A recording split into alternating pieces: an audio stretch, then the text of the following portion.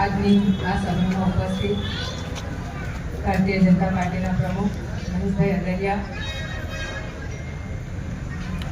તેમની પંચાયતથી જે સરપંચ તરીકેની ઉમેદવારી કરી રહ્યા છે સુમિત્રાબેન પટેલ, જિલ્લા પંચાયતની ઉમેદવારી કરી રહ્યા છે અનિતાબેન પટેલ, આપણે આ ગામના પ્રભારી તરીકે કૌશિકભાઈ શાહ, અમરેશભાઈ દેસાઈ જે દાદરા પંચાયતના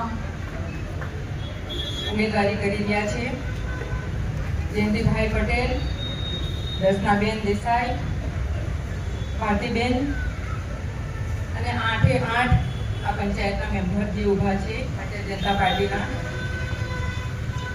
ભાઈઓ અને બહેનો, આજે જિલ્લા પંચાયત અને પંચાયતની ઇલેક્શન ચાલી રહ્યું છે. તમે ઘણી મોટી સંખ્યામાં અહીં ઉપસ્થિત છો. કૌશિકભાઈએ તમને બધી વાત કરી છે. જ્યાં પ્રદેશની વાત છે, વિકાસની વાત છે, ઘણો બધો વિકાસ આપણે હમણાં સુધી કર્યો છે અને આવતા દિવસોમાં જે બાકીના કામો એ પણ આપણે કરીશું. જિલ્લા પંચાયત અને પંચાયત એક ઇલેક્શન એવું છે કે એમનો સંપૂર્ણ પ્રદેશનો વિકાસ જિલ્લા પંચાયત અને પંચાયતના અંડરમાં આવે છે. જે પણ આપણે કામો કરશું જિલ્લા પંચાયત દ્વારા કરીશું, પંચાયત દ્વારા કરીશું અને આવતા દિવસોમાં જે પ્રમાણે વાત કરી તેમ આપણી ભારતીય જનતા પાર્ટીની જિલ્લા પંચાયત બની જ ગઈ છે.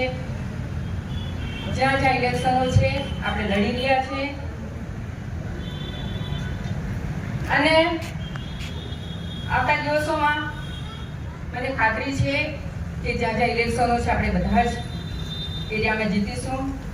એ કામના બળ પર આપણે લોકોની સમક્ષ જતા છે, કયા કયા આપણે કામો કર્યા છે એ લોકોની સમક્ષ મૂકીશું. આવતા દિવસોમાં આપણે કયો વિકાસ કરવાનો છે એ તમારા સમક્ષ મૂકીશું અને જરૂર આ પ્રદેશ આગળ વધી ગયો છે એ પ્રમાણે આપણે ખૂબ જ એને વિકાસના પથ પર લઈ જઈશું. તમને બધાને ખબર જ છે આપણા પ્રદેશમાં ઘણી બધી સ્કીમો, જે કેન્દ્રની ઘણી બધી સ્કીમો જમીની સ્તર પર લાગુ કરવામાં આવી. સુમિત્રાબેન તો સરપંચ હતા, એમની સાથે મેં પણ કામ કર્યું છે. હરેક તમારો મુદ્દો પણ એમણે જ્યાં જ્યાં મૂકવાનો ત્યાં મૂક્યો છે અને આવતા દિવસોમાં આપણે ઘણા બધા કામો કરી રહ્યા છે, કરીશું. જ્યાં શિક્ષણની બાબત હોય, ઘણી મોડર્ન સ્કૂલો આપણે અહીંયા આવી છે, કોલેજો આવી છે. હેલ્થની વાત કરીશ, નમો હોસ્પિટલ જેવી મોટામાં મોટી હોસ્પિટલ આપણને આપી છે માનનીય પ્રધાનમંત્રીજીએ. ઘર ઘર અનાજથી લઈને રોજગાર મેળામાં યુવાઓને ઘણો રોજગાર મળ્યો છે. મિડ ડે મીલ દ્વારા બચ્ચા લોકોને ભોજન મળી રહ્યું છે. એવી ઘણી બધી સ્કીમો જે આજ સુધી લાગુ પણ થઈ છે પણ તમારા સુધી પહોંચાડવાનું કામ પણ જનપ્રતિનિધિએ કર્યું છે. આવતા દિવસોમાં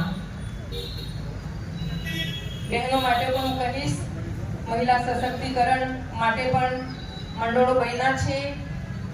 એમાં તમે પોતે પગભર થાઓ, એના માટે તમને લોન પણ આપવામાં આવે છે, એનો લાભ પણ તમે લેજો.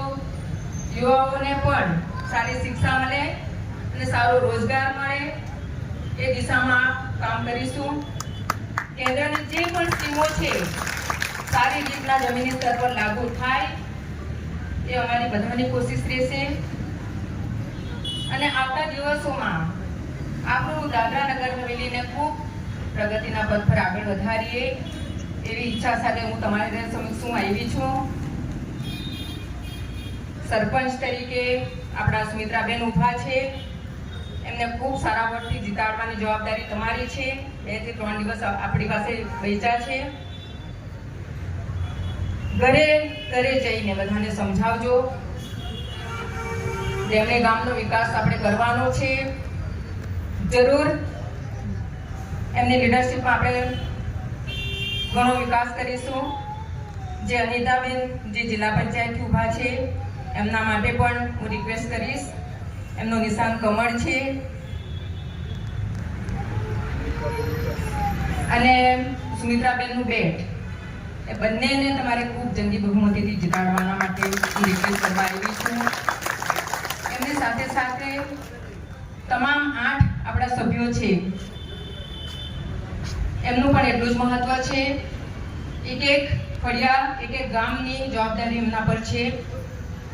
એમને પણ તમે ખૂબ સારા વોટથી જીતાડજો એ રિક્વેસ્ટ કરવા માટે હું આવી છું. બધાને ખૂબ ખૂબ આભાર. બધા જ ભાઈઓ બહેનોનો ખૂબ ખૂબ આભાર. મહેશભાઈ અગરિયા તમારો પણ ખૂબ ખૂબ આભાર. બધાને ખૂબ ખૂબ એકવાર ધન્યવાદ, દિલથી આભાર.